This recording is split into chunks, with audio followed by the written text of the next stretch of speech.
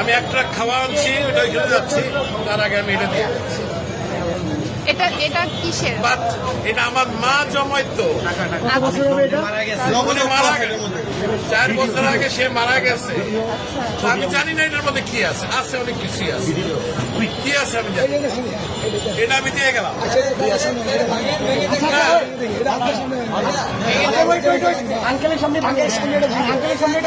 যা আছে আমি একটা খাওয়া আনছি, এটা নিয়ে আমি এখন ওইখানে যাচ্ছি। মারা গেছে না, আমার মা মারা গেছে। এটা তো বহু মূল্যবান, মানে আমার কাছে এটা অনেক মূল্যবান। টাকাও থাকে অনেক মূল্যবান। আপনি কি চান আপনার সামনে আমরা এটা ভাঙবো? আপনি দেখতে চান? যদি চান, আচ্ছা আপনি চান, আপনি যদি চান, আপনি চান, আচ্ছা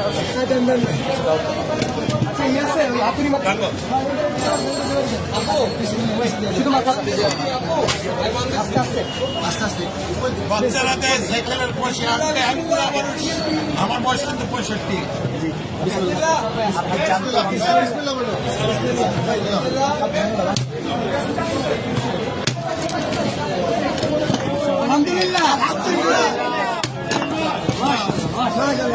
এটা আমার মায়ের জমানো পয়সা। নিজের হাতে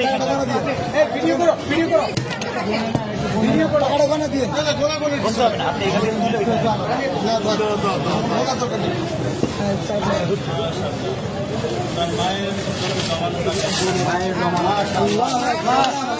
মারা গেছে। জন্য দোয়া করবেন, এটা আমার বড় ভাই। ওনার ছেলে খেলা দেখা নসিব করে না।